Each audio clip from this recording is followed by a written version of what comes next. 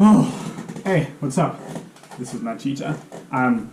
It's Friday, the 9th of April today, and I'm just taking a break from working on my FPGA Computer Engineering Architecture practical. It's been hammering me a bit.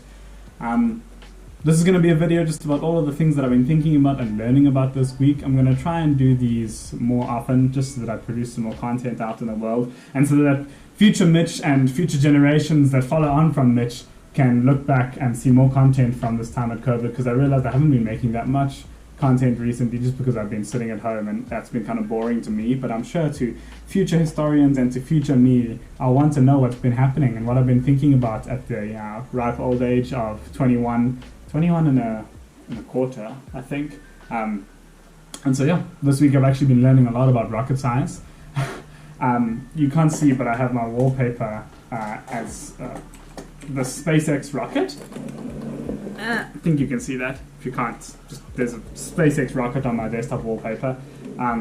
If you've been watching the vlog for long enough now, you'll know that man is a huge space nerd, and I've just been so excited by the developments down in Boca Chica, Texas, and what SpaceX is doing with Starship and Super Heavy, and they really are going to go to Mars in the next 2-3 years, and that's so exciting to be alive to witness, and I'm so excited to see what happens there. And I've taken a keen interest in actually the physics and the engineering behind how they're going to make that happen. And so I've been watching lots of Everyday Astronaut, and I actually downloaded a rocket physics book or two. Okay, it was actually a more book on rocket propulsion, so on the engines, because the rest of the rocket is kind of, I don't want to say trivial because it's rocket science, but is less mathematically and engineering intense than the rocket engines are, because the rocket engines are really the heart of the beast and how you can get people and cargo to orbit and out into the solar system. And so yeah, I've been reading up about rocket engines, specifically how SpaceX's Raptor engine uses a full flow stage propulsion. What is it?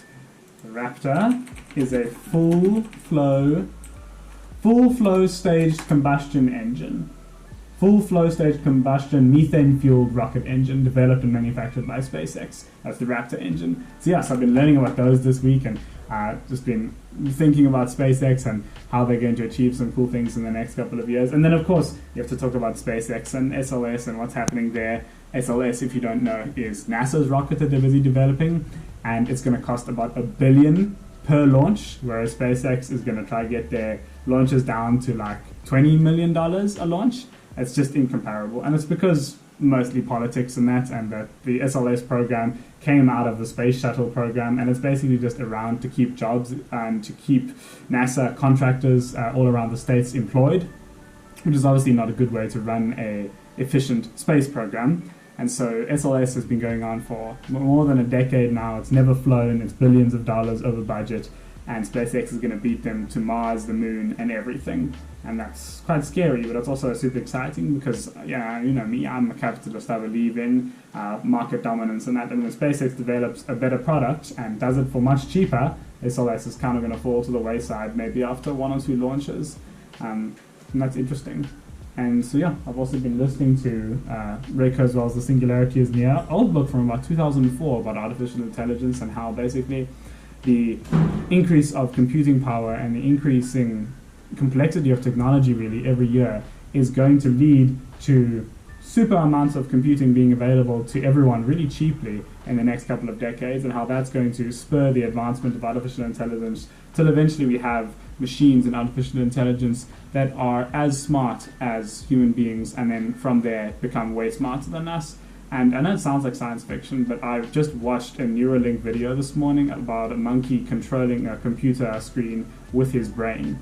I know it doesn't sound that impressive, but in Ray Kurzweil's book he's talking about the law of accelerating returns, and how every year technology is changing and improving faster and faster, and the rate at which it's getting faster and getting better is increasing and improving. And so yeah, monkey controlling a computer with his brain today, next year, the year after, a couple of years' time, humans with Neuralink in their brain and their spine, allowing the technology to short-circuit their spinal column and allowing people with paraplegia to walk again. That's going to happen in the next couple of years, and that's super exciting to me, and it's something that I've been thinking about a lot this week, just like, what am I going to see in the next 5 years, and that's so exciting.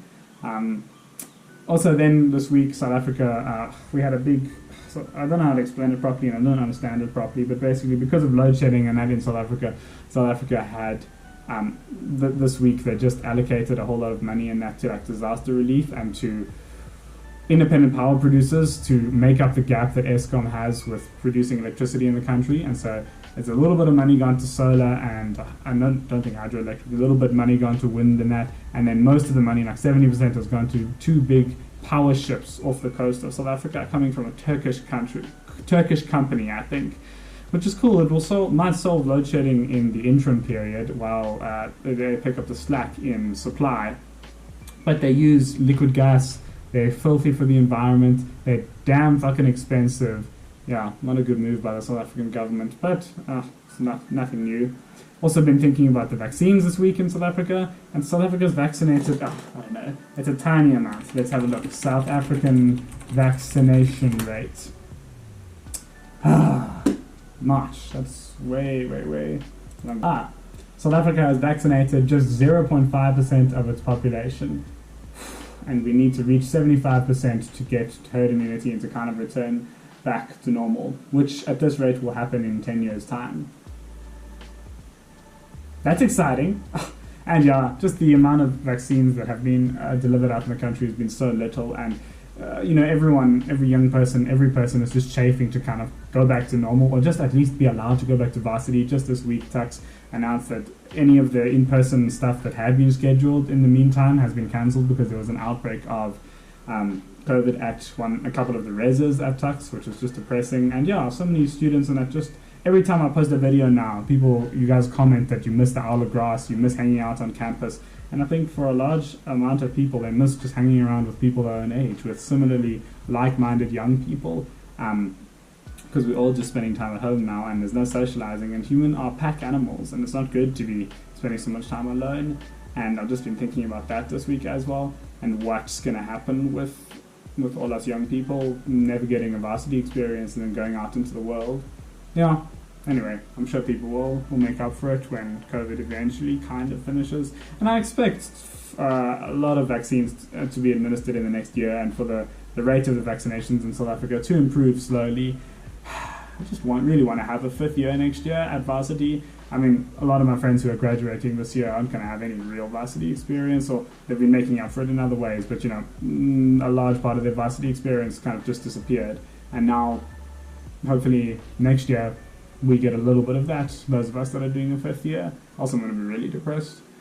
And yeah, obviously next year is my fifth year at varsity. The final thing I have on my list of things to talk about is the fact that I don't know what I want to do after varsity. I'm going to make a note about this, I don't know what to do with my life, but I've just been thinking recently about what I want to do after varsity, if I want to carry on in the computer engineering sector and like work on code and development all day, or if I want to take a more mechanical engineering direction and go work at like a car company or something, because I've been really interested with SpaceX and that this week, and with the Raptor engine design and the design of the rockets. And obviously you can take your tech skills and your computer and coding skills that you learn in computer engineering and any engineering and go apply it at lots of different fields and interests in that. And I've just been thinking about where to apply those and what kind of industry to move into, because you get a lot of choice when you leave varsity, kind of what direction you're going to take your career in. And I've just been thinking about that this week, and I'm really excited actually to finish varsity and to go out into the world and start not making a difference, but like working on some really interesting and perhaps meaningful things. And yeah, I think those are all the things that have just been on my mind this week that I've been thinking about. This has been Mitch making some new content for you guys and for future generations to look back on and say, hey, this is what they were talking about in April 2021. Hope you had a good day. I'm off to Pretoria this afternoon. So yeah, talk to you later. Bye.